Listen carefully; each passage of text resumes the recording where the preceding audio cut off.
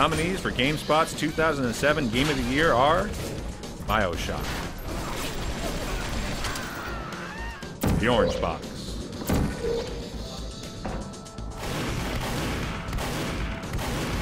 Rock Band,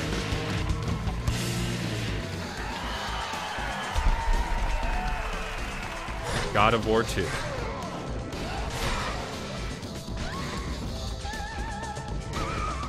Crisis,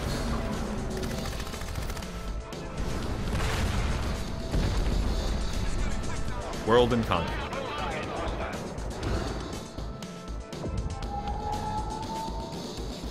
Super Mario Galaxy,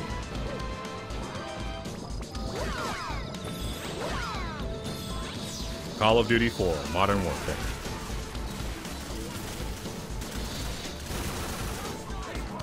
Forza Motorsport 2,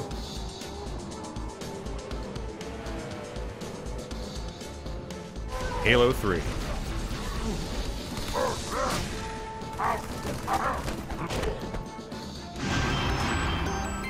and the winner for Gamespots 2007 Game of the Year is Super Mario Galaxy.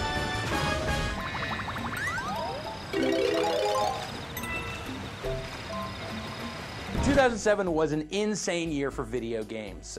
You know, we saw a lot of amazing franchises come back this year. You had Call of Duty 4, Super Mario Galaxy, Halo 3, The Orange Box. And what's really crazy is that every time one of those games came out, everyone's like, oh, well, that's got to be Game of the Year, right? It's like when BioShock came out in August, everyone's like, well, what's going to beat BioShock? You know, it's like, that game is awesome. And then it's like, oh, well, yeah, except that now here's Halo 3. And when Halo 3 comes, all right, well, whatever. But then World of Conflict came along. Then there was like Crisis and Orange Box and Mario Galaxy, and it just kept going and going and going. This is probably the first year where we've had so much representation from across like all the major genres. We had puzzle games, RPGs, action games. If you want first-person shooters, real-time strategy games, you know, if you want platformers, everything that's out there is just premium. You know, it's like this year, it was just straight up B-A-N-A-N-A-S, bananas. Totally bananas. Unfortunately, we got to go with one. You can only have a Game of the Year. We can't just punk out and say, oh, they're all really good. Got to choose one. And in this case, the last one to do the head chopping was Mario Galaxy. So when we were looking at everything that we had to choose from for Game of the Year, it almost seemed initially like it was going to be a cop-out to pick Mario, because like, when doesn't Mario win?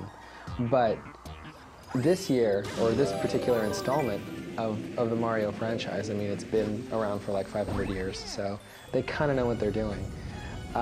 It's like it won because it was actually great. It's a game that could have so easily just been middling.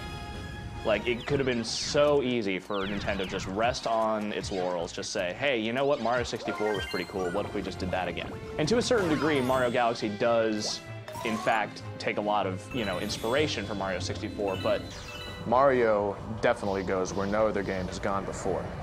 It goes upside down, it goes inside out, it goes all over the place. the look of the game, just the whole feel of it, the weird celestial, you know, vibe it's got going on, the super surreal, you know, crazy space creatures that Mario's interacting with, and just... but then also the gameplay, super accessible, super easy to pick up. The controls made sense. The controls are really comfortable. Anybody could play. But then at the same time, the way that it uses the physics and all these weird little, you know, little asteroids and planets and these abstract levels really gave it its own feel. And it's just like that, like all that stuff combined, just it's a long game, it's a fun game pretty much the entire way through. It's just a really class production in every single facet of it, and that's something that very few games can ever really claim.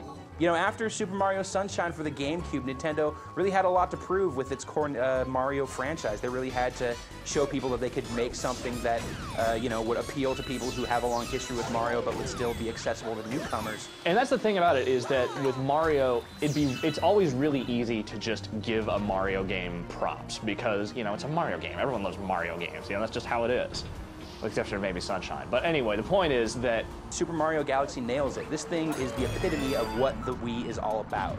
This game totally appeals to the hardcore Mario fans. It's got so many crazy references to past Mario games that'll make your head spin. You could have put Bubsy in that game. As long as the level design was the same and the whole, you know, just every other facet of that game was identical. You just took the Mario nostalgia out of it. That game would still be pretty friggin' awesome. It's got so much enthusiasm to it, and It's about thinking and about playing. It's an imaginative, fun game. It's not about, racking up a body count, blowing things up, escaping from reality, or doing something to take your mind off of anything else. It's just a fun play experience. it's also super weird. I think that's the thing that it might be easy to gloss over, is that Super Mario Galaxy is a bizarre game. Mario games from the get-go, you're climbing up scaffolding to fight a monkey who stole your girlfriend, and he's throwing barrels at you, and then you're in sewers, and then you're in some sort of mushroom kingdom, and there's turtles. It's always been really weird, and Galaxy stays weird, but in its own way. So yeah, in a year where, a billion different awesome games came out, it takes something really pretty special to kind of stand out amongst that pack. Every other game on this list is phenomenal. Again, top of its class. You'll be hard-pressed to find another game in its genre better than what it is. But each of them comes with some sort of caveat. Each of them, there's like, well, this is really good, but there's this. This is really good, but there's this. And the thing about Mario Galaxy that makes it stand out is just the fact that every single component, everything it does, is awesome in one way or another. There's no one part of that game that sucks.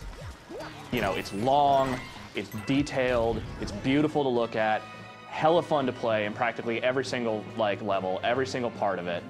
That's just something that games can't claim these days, almost ever. And that Galaxy really pulled that off is really awesome.